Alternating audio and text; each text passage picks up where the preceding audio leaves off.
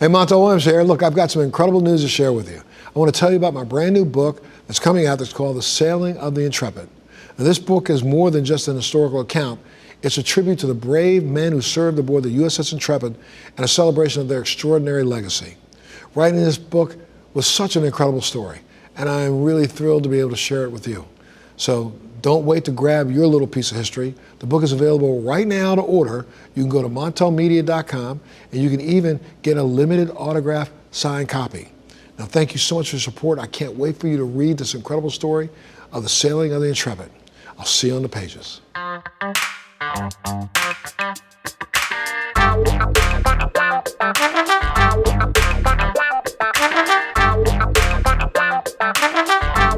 Welcome back to Let's Be Blunt with Montel, the podcast where we dive deep into the world of cannabis, hemp, and everything in between. I'm your host, Montel Williams, and today we've got a lot to unpack, from federal updates to state-level developments, business news, and the latest health studies. This episode is packed with everything you need to stay informed.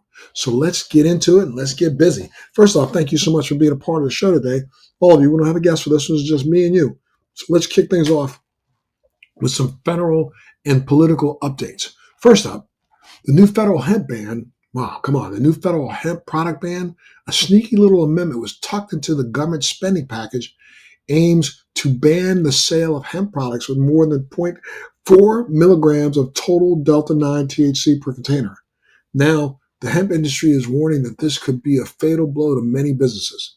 The U.S. Hemp Roundtable isn't taking this laying down. They're planning a year-long mission to advocate for better regulations. It's going to be a tough fight, but it's one worth watching. And I got to tell you something, I hope that you weigh in and make sure you write a letter to your senator and your congress and say, wait a minute, no, you guys snuck that in there without any debate, without any discussion, not giving anybody else an opportunity to even ask a question about what it was your intentions are. And this shows you how little the far right knows about cannabis. I think when I say that, how little they know a lot, because there's a lot of smoking going on down there in Washington, D.C., especially on those late nights and some of those parties. There's people who said that. There are congressmen who said that, former congressmen who said that. So it's not just coming out of me. So make sure you pay attention to this fight, because this is a fight that's worth having, and it's a fight that's worth watching, and it's a fight for you being worth participating in, okay? And on the cannabis front, the Trump administration is reportedly considering reclassifying marijuana as a Schedule III drug. If this happens, it could unlock billions of dollars for the industry by easing tax burdens and opening up research opportunities. But let's not get ahead of ourselves, because White House says the review is still ongoing, and the Trump DOJ has declined to file a Supreme Court brief in case a challenging federal brief in a case challenging federal prohibition. So we're in a bit of a holding pattern right here. But, I'm going to tell you, I have really been, since day one, just completely against rescheduling, especially if it comes to rescheduling to Schedule III, because then that puts it under whose purview? Folks, come on now. That puts it under the purview of the FDA. And the FDA is the one that's going to say, well, then we have to approve all the cannabis products in the marketplace. So let's think about it. If you go to your local dispensary, you sometimes walk into the dispensary and there's probably 200, 300, 400 different SKUs in one little room. And that means that if in fact this becomes a Schedule III drug, the FDA will have the right to oversee the manufacturing, oversee the production, and oversee the marketing of any of those products that they have on those shelves. Do you really want somebody who's been against cannabis forever to now all of a sudden say, oh, we'll take that on. We'll be the ones that approve it? It's crazy. I'm involved in Georgia. I've been working with a group down there called Botanical Sciences that has some of my products on their shelves in some of their dispensaries. And I got to tell you, it's crazy, because every individual SKU of the product that we actually introduce to the marketplace has to go through to a board to be approved before it can go on the shelf. If we start doing things like that, making a Schedule III drug, that means that the government can step in at any time and say, put this on, take that on, put that out, take that out. I think it's going to open up a nightmare that people don't know. So be careful what you ask for, but let's make sure we participate and let them know what you think, okay? Speaking of the Supreme Court, they're taking on a case involving a New York man who was fired after failing a drug test. He claims that the CBD products that he used were mislabeled. This case could set a major precedent for how CBD products are regulated and how employers handle drug testing. Stay tuned for some updates on this one. Now, I'm going to tell you something on a little personal note. I know I've told a lot of you about this, or I've said this a couple of times, I think, even on the show, that my wife's a flight attendant. And I'm not going to say the airline she works for, but she's a working flight attendant. She works every month, works her whole schedule. A lot of her friends know that she's married to me, and they will comment, from time to time. And, I was on a flight about a month ago, and very interesting. This flight attendant came up to me and she said, "Hey, Mr. Arms, I know you're married to, so-and-so Williams, and, I know that you're a big advocate for cannabis and for CBD. And, I had an injury and was actually seeing the airline, seeing a doctor that, was a doctor that's part of my medical care for the airline.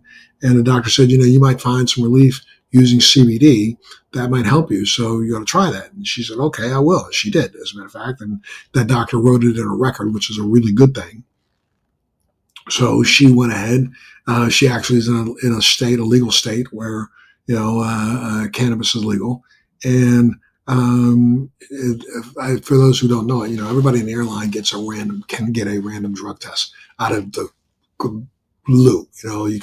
A plane will land and these people step on the plane and they say, you're coming with us. And they take them right off the plane, take them in the back room. They make them do a blood test, or not a blood test, a urine test.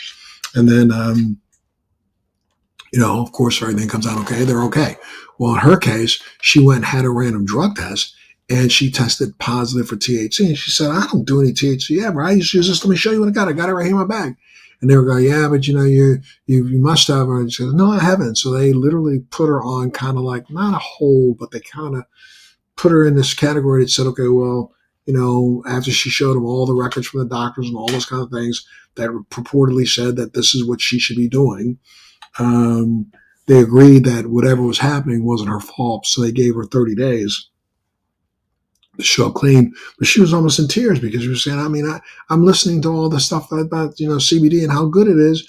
Yet, you don't even know that these products out there might have some THC in them. And, if you get the products from some of these places like bodegas and gas stations, you never know what you're getting. Okay. So that's one. But two, anybody who's trying to use a medical-based product, I think you should try your best to go to a medical facility. And most of these dispensaries that have them are medical dispensaries, at least have products in there that they know have been tested. They have COAs. You can look at them. COAs mean certificates of analysis. So you understand what the level is in there, what the product is tested for. But you know what? It's crazy now. If the Supreme Court comes back and says, indicates this man, that, I have no idea what they're going to say. They may say, okay, well, your product was mislabeled, or maybe you snuck out back and try to see if you can squeeze a little THC in there. You don't know what they're going to say. So this is why I think we need to have a robust, validated, licensed program for cannabis, especially for those industries that still feel like cannabis is, something that shouldn't be done at all on the job, though they let people come and show up on the job taking oxycodone and other Oxycontin and, some of this other stuff. I just would say, you got to be careful what you consume, make sure you know what it is you're getting. And, I think the jury's going to be out when it comes to, decisions around medical cannabis use for at least the next 10 years.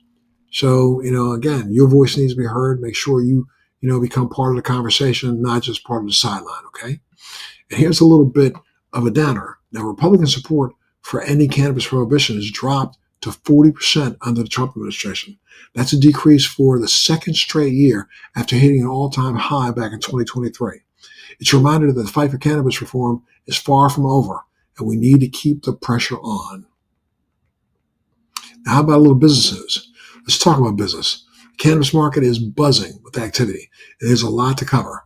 Trulieve has cleared significant debt, and their CEO is highlighting the company's strong cash position. Meanwhile, Curaleaf reported solid quarter three results with rising cash flow and international expansion momentum. It's great to see these companies thriving despite the challenges in this industry. Canopy Growth is also making moves. They've reduced their losses, seen cannabis sales surge, and announced a new equity program to raise up to $200 million. A company called SNDL is another standout, reporting record-free cash flow and a 50% jump in revenue. And Verano Holdings has ended its legal battle with Vireo Growth, which is, a big win for both of them. But it's not all smooth sailing. Air Wellness is planning to initiate proceedings for debt restructuring, and in legal news, a subsidiary of Jushi Holdings is targeting DoorDash and Total Wine in a landmark lawsuit over the illegal sales of hemp-derived THC products. This case could have major implications for how hemp products are sold and regulated. Let's zoom in on what's happening at the state level. Ohio and Missouri are battling over hemp-THC regulations, while Arizona and Maine are dealing with product recalls due to contaminations. It's a reminder that the regulation and quality control are still big challenges for this industry. And in Minnesota, the Office of Cannabis Management has paused its licensing program and process amid ongoing legal battles and challenges. This is a setback for businesses and consumers alike. But hopefully, they'll get back on track real soon. I hope for you guys that's exactly what does happen. And over in Virginia, lawmakers are working on a plan to legalize adult use cannabis sales. They're aiming to pass this by 2026, which would make Virginia a major player in the cannabis market. It's exciting to see more states moving toward legalization, but as always, the devil is in the details. And how about, let's talk a little bit about health. A new study out of Israel has some fascinating findings for older adults who use cannabis. Researchers assess cognitive performance in over 67,000 adults with an average age of 67. The results, older adults with a history of cannabis use exhibit superior cognitive performance and slower age-related declines in executive function compared to non-users. It's right. Cannabis users perform better in areas like attention, processing speed, and working memory. Now here's where it gets personal for me. As many of you know, I've been a daily cannabis user for now over 25 years. This study is great news, not just for me, but for anybody who's been told that cannabis use will harm their cognitive abilities as they age. The study's author even concluded that these findings could help reduce the stigma around older adults using cannabis and promote better clinician-patient dialogue. It's a win-win for all of us who believe in this plant's potential. So the next time someone tells you cannabis is bad for you or bad for your brain, you can hit them with these facts. And remember, even dating back as early as 1998 when it was written, 2002 when it was approved, if you go and read the first patent filed on cannabinoids, which was a patent filed by the U.S. government, which was 6630507. In that filing, you read the abstract. The abstract talks about how the cannabis and cannabinoids could be neuroprotectors. This is back now 23 years ago. The federal government knew this. So, again, hit them with facts. Don't hit them with bullcrap, okay? On a broader scale, a federally funded study of cannabis shows that youth marijuana use has actually declined since the country legalized cannabis. This flies right in the face of that argument that legalization leads to an increased use among young people. In fact, it might just mean more responsible use overall. And, how about a little bit of this? Let's go back and talk for a second about, a big story of the week, which is the new federal hemp regulations. These rules, signed into law as part of a broader spending bill, are causing a lot of concern. Businesses are worried about the cost of compliance and the potential loss of revenue. For consumers, this means fewer options and higher prices for hemp-derived products like CBD oils and edibles. And the ripple effects are real. Veterinarians are warning that pets could suffer if CBD access is restricted. And let's not forget the human impact. Millions of Americans rely on these products for their health and wellness on a daily basis. It's a fight, but it's one that's worth fighting. And also remember that what we didn't know, and I am trying my best to figure this out, and I've got other people who are getting me research and letting me, getting me information. But in this bill, they even included a section about seeds, which really is disturbing because, a cannabis seed or a hemp plant seed has no cannabinoids in it until it starts to mature. And you have no idea what the level of that hemp of THC is going to be in that hemp seed until it does mature. So we're going to ban the sale and distribution of seeds because of their potential to have THC, not because of what's in it. Doesn't make sense to me. I think you should leave the hemp seeds alone, the way we've left them alone, or had left them alone for the last 400 years. Crazy. But again, your feedback and your voice needs to be heard, okay? And before I wrap up, I want to hear something, but I want to hear from you. What do you think about these new hemp regulations? How do you feel about the state level moves toward legalization or health studies we talked about today? Your voice matters. And this podcast is all about creating a community where we can share ideas and learn from each other. I want to hear from you. So make sure you send me something. Let me know. Send us your thoughts. Send me your questions, even your personal stories. You can reach us on through social media or through our website. And who knows, your feedback might just make it into a future episode. Let's keep the conversation going. Well, that's it for today's episode of Let's Be Blunt with Montel. If you enjoyed the show, make sure you subscribe, leave a review, and share it with your friends. And as always, stay informed, stay empowered, and stay blunt. Till next time, Montel here. Peace out. And remember, Brothers Grimm is releasing Montel seeds. And this month, they were just harvested and they're ready to go. And this is Dream Widow by Montel. Dream Widow, actually fueled by Brothers Grimm, but it's Dream Widow, okay? And you know what that is? That's a combination of Blue Dream and White Widow. So I'll see you next time. Thanks for joining me on Let's Be Blunt with Montel. Please make sure you're subscribed and hit the bell to be notified when new episodes post each week. We'd love to hear your feedback also, so please send us your comments. Military Makeover is so grateful for the support of Purple Heart Homes, a nonprofit organization that rebuilds and transforms the homes for our veterans. Our heroes come home with sacrifices most of us can't imagine. As a veteran myself, I've been there and founded Purple Heart Homes to help. When I tell the story of Purple Heart Homes, it's the freedom to not have to depend on somebody else to do the simple everyday things in life. Visit phhusa.org/makeover to learn how you can help.